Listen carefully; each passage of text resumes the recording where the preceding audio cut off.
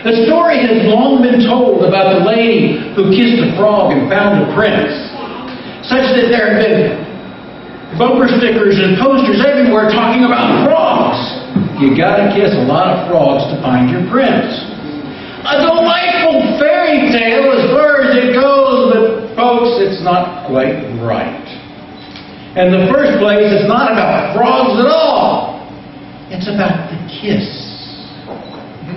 You see, a great many years ago, there was a young fairy by the name of Miranda.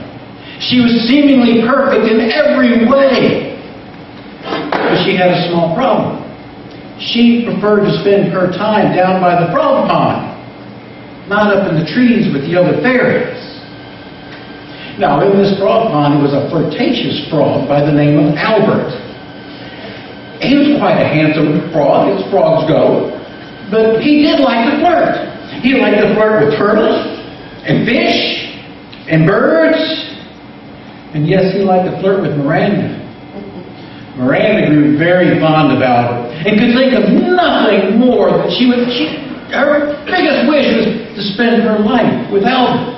But as you can imagine, a fairy living with a frog presented an awful lot of problems. So Miranda wished a wish. It was a powerful wish. It was filled with love and passion. And it was just a tremendous wish. And with this wish consuming her heart, she leaned over and kissed Albert. Immediately, she turned into a young girl frog. And a beautiful young girl frog, if you happen to like young girl frogs. Problem is, Albert did not like young girl frogs. He didn't like being a frog at all. So he turned and hopped away, knocking Miranda into the water, where she was immediately eaten by a large bass. Now Albert landed on a log, and as he did, he heard the chatter of girls, human girls. He peered through the grass, and there were two young ladies with their dogs in the meadow, just 10 feet away, being in a very flirtatious mood. Albert made a tremendous leap and landed kerplop next to one of the ladies, a princess by the name of Angela. Well, Angela was lying on the ground talking to her cousin Heather, and she rolled over just in time for Albert to bump into her face. Well, to be more precise, it was Albert's frog lips bumped into Angela's lady lips. It wasn't really a kiss at all, it was just a bump. But the most astounding thing happened. It started a chain reaction of events that is happening to this very day. You see, Angela and Heather were talking about princes and what would make the most perfect prince. And you have to also remember that the kiss from Miranda was still on Albert's lips. So aided by the magic in Miranda's kiss, Albert turned in to the fondest, Angela's favorite thing of the moment, a prince. And quite a handsome prince he was. So now you know the truth about how kissing a frog and finding a prince really happened. Not as romantic as the fairy tale, but a lot more accurate. Now, the story also takes a different twist here. You see, Albert was flirtatious, and changing his body shape did not change his personality.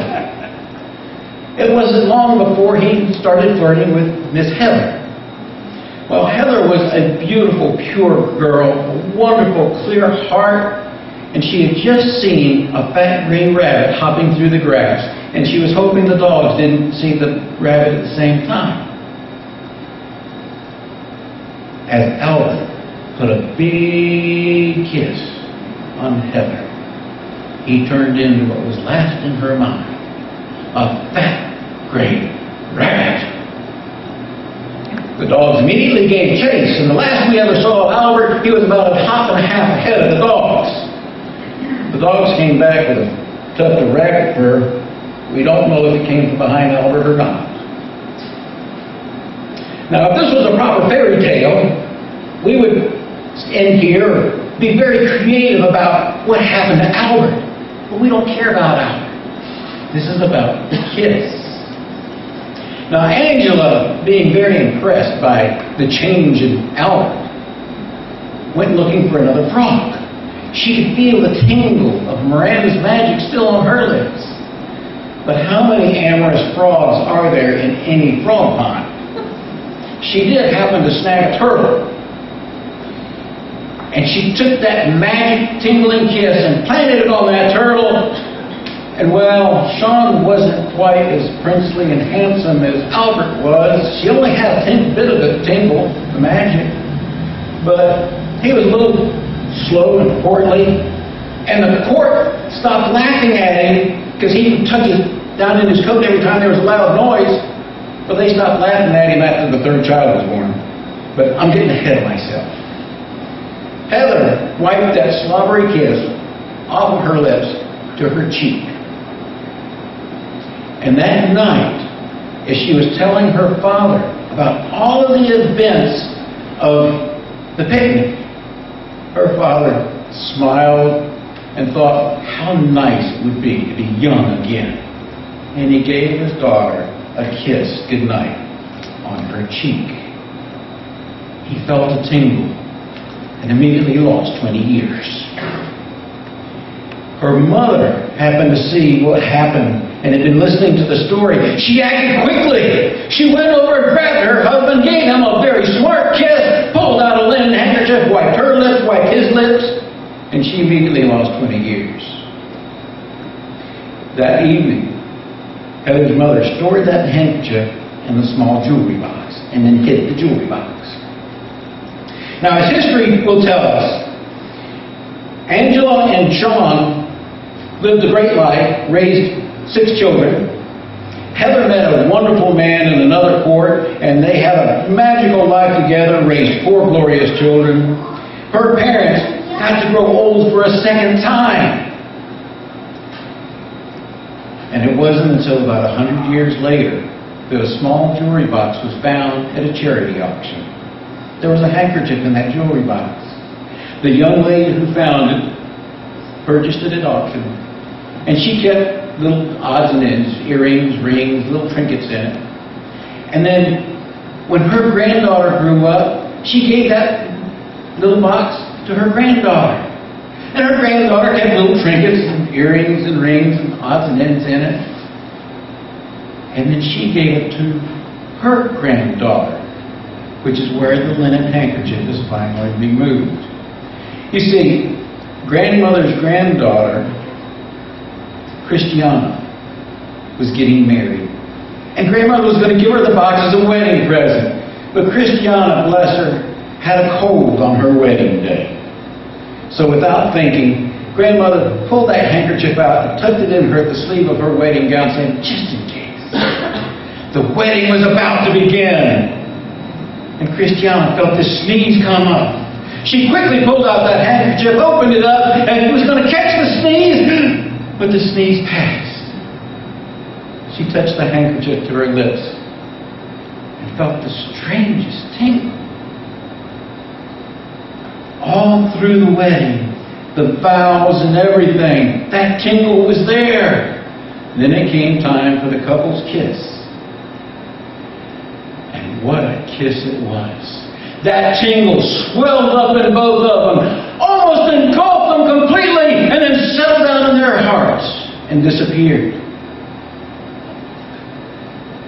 As the couple went outside the church, Christiana pulled out that handkerchief again and touched it to her lips, but there was no tingle.